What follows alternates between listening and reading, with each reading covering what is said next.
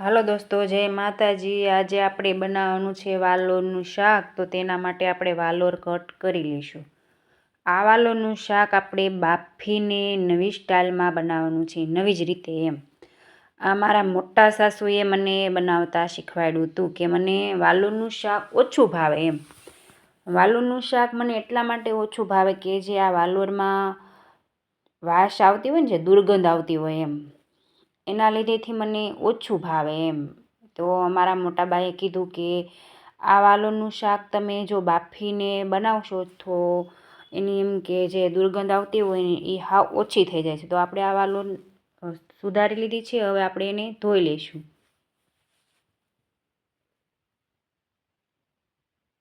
આપણે આ ધોઈને એને બાફવા મૂકવાની છે।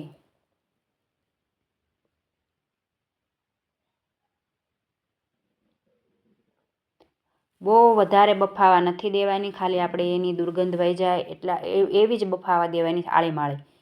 અને જે એમને શાક બનાવ્યું હતું અને મેં ચાખ્યું તો મને બહુ ટેસ્ટી લાગ્યું અને મને ભાવ્યું। તો જો અમુક લોકોને મારી ઘોડે વાલોરનું શાક ના ભાવતું હોય તો તમે આવી જ રીતે બનાવો। આ વિડીયો મેં તમારી સાથે એટલે શેર કર્યો છે કે મારી જેવા ઘણા એવા લોકો હોય જેને વાલોરનું શાક આ દુર્ગંધના લીધેથી નથી ભાવતું હોતું, તો આવી જ રીતે તમે બનાવો તો તમને ભાવશે। તો આપણે એક કાચું ટમેટું લઈ લેવાનું છે અને એને ઝીણું ઝીણું સુધારી લેવાનું છે। આ મને મારા મોટા સાસુએ શીખવાડેલું છે। જો તમે એમના બનાવો પણ તો પણ એટલું ટેસ્ટ લાગે છે, પણ મને એ દુર્ગંધના લીધે નહોતું ભાવતું। પણ હવે મને આવી જ રીતે મેં બનાવીને ઘરે ચાખ્યું ને તો પણ મને એટલું જ ટેસ્ટી લાગ્યું જેટલા મારા મોટા સાસુએ બનાવીને મને ચખાડ્યું હતું ને એવું જ।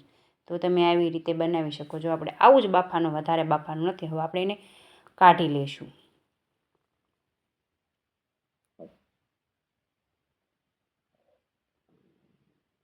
હવે આપણે એક આ બાઉલ લઈ લેવાનું છે ને હવે આપણે એમાં 2 પાવડા જેવું તેલ આપણે નાખી લેવાનું છે।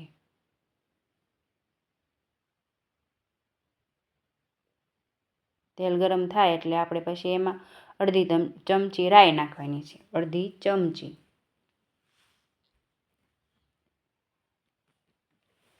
આપણી રાઈ ફૂટી જાય પછી આપણે અડધી ચમચી એમાં જીરું નાખવાનું છે। હવે અડધી ચમચી જેવી હિંગ। હવે આપણે આ વાલોર નાખી દેવાની છે।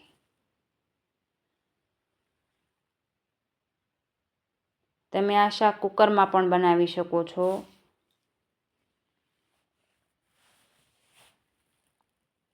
અમુક લોકોને વધારે ઉતાવળ વાળીએ જવાનું હોય, વધારે કામ હોય તો આ તમે કુકરમાં પણ 2 સીટી વગાડીને બનાવી શકો છો। આવી રીતે આપણે બધું મિક્સ કરી લેવાનું છે। કલર ચેન્જ થાય ને એવી રીતે, જો આવી રીતે આવો કલર થઈ જવો પડે।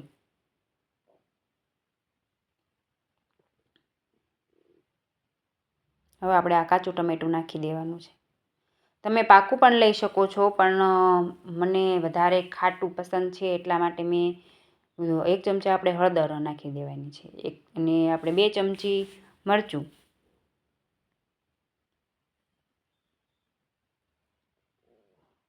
સ્વાદ અનુસાર આપણે મીઠું લઈ લઈશું।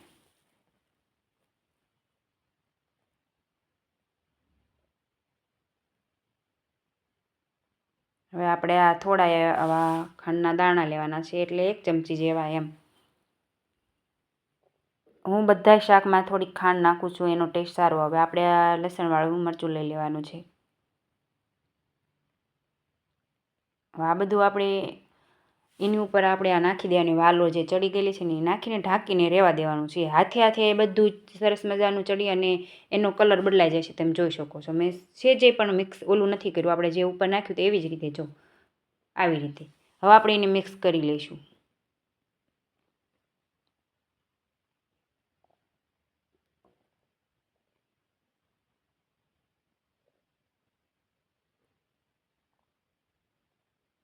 હવે આમાં આપણે થોડું એવું પાણી નાખવાનું છે, વધારે નહીં, અડધો ગ્લાસ જેવું નહીં, અડધામાં થોડુંક ઓછું એટલું જ, એટલે નાની એવી વાટકી ભરીને એમ।